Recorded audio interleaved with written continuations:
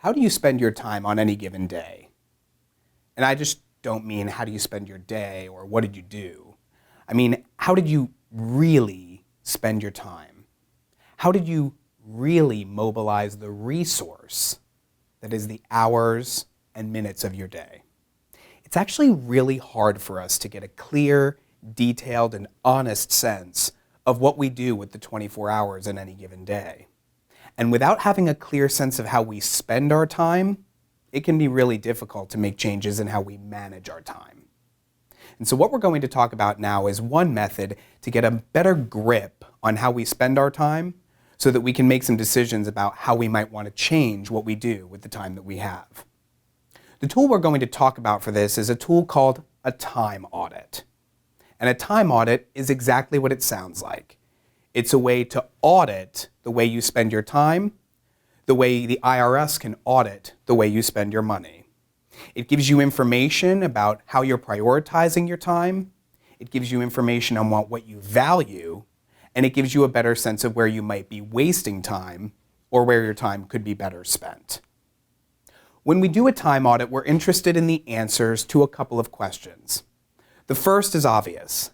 How am I actually spending my time? Sure, I have a general sense of what I do. I go to school, I go to work, I sleep for 8 hours, I eat meals. But what are we actually doing with the 24 hours? Getting as detailed a sense of that as possible is the really important piece of doing a time audit. We also want to get a sense of how important the tasks are that we are making time for. Are we making time and prioritizing really important tasks or less important tasks? Or are we prioritizing the things we need to do for school or for work or for our life and our family? So that answer is also really enlightening. Time audits also help us get a sense of how we distract ourselves and how we might be wasting our time. And finally, it gives us a sense of whether or not we're making enough time for the things that are really important in our life and the things that are non-negotiable.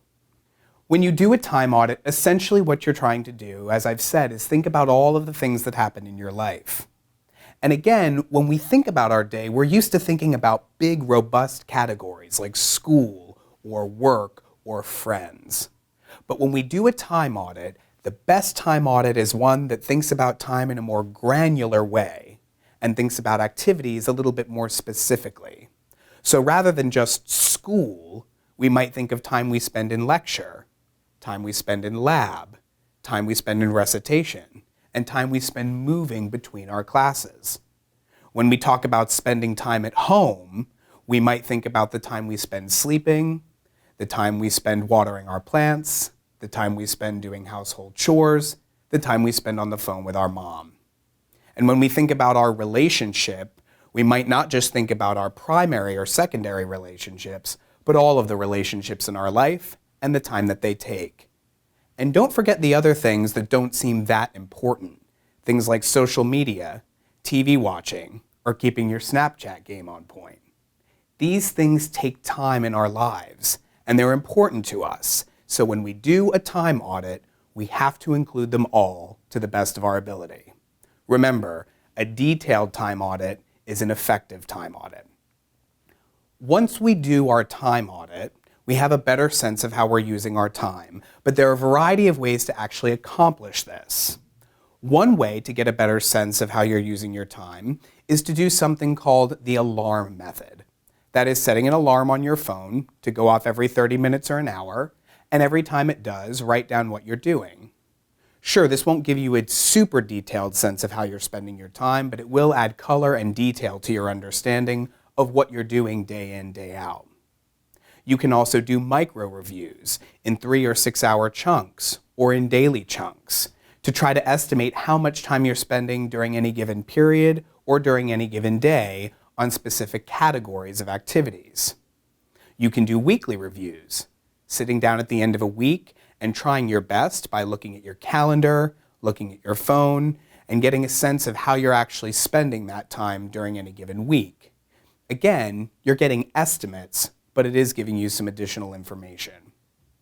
For very detailed information, you can actually use phone apps or apps on your computer, apps like Rescue Time, that ask you to track your activity in a more detailed way and can then give you a more comprehensive sense of what you're actually doing with your time.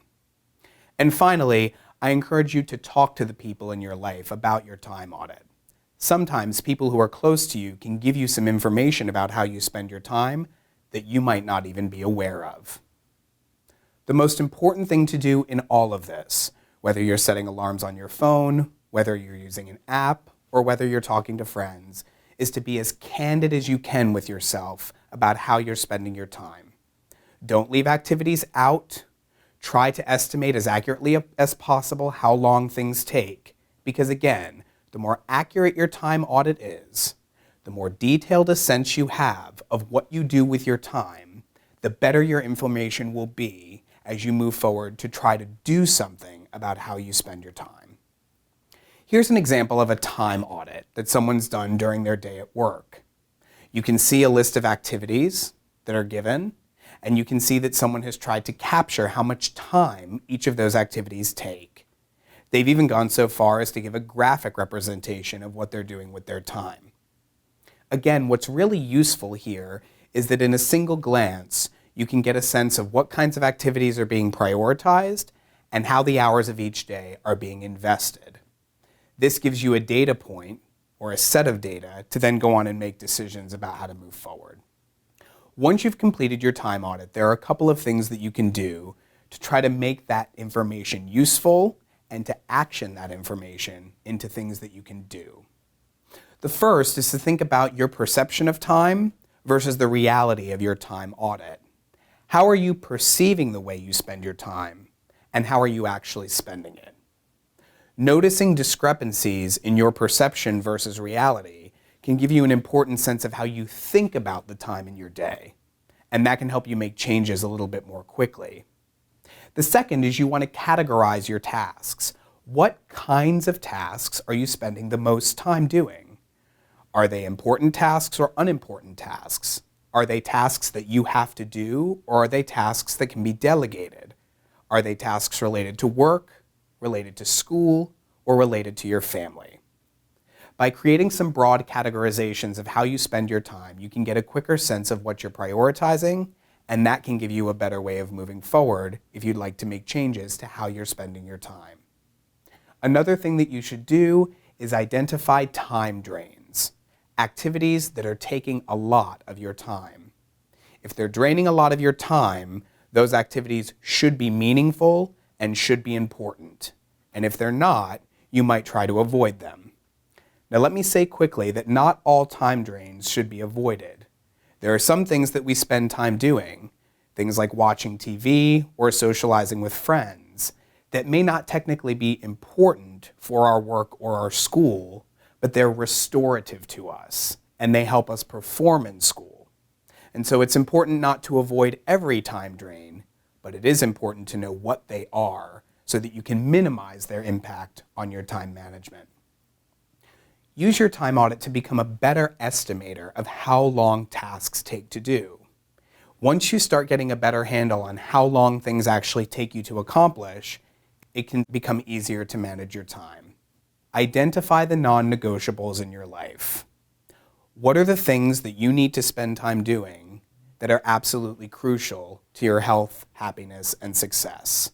They might be things related to school, but they might be speaking to your best friend on the phone, spending time with your children, or doing something in your faith life. So make sure you know what those are and make sure there's time to do those things. And finally, once you take a look at your time audit overall, and once you have a clearer sense of what you're doing with your time, don't completely revolutionize the way you spend your time overnight. Doing that kind of change abruptly is not sustainable. Instead, make thoughtful, small, manageable changes to how you spend your time, because those thoughtful, manageable changes are going to lead to big changes overall, and they'll continue to be sustainable. It's important as you think about managing your time better to do so in a way that's going to allow you to be viable moving forward and to use that precious resource as well as you can.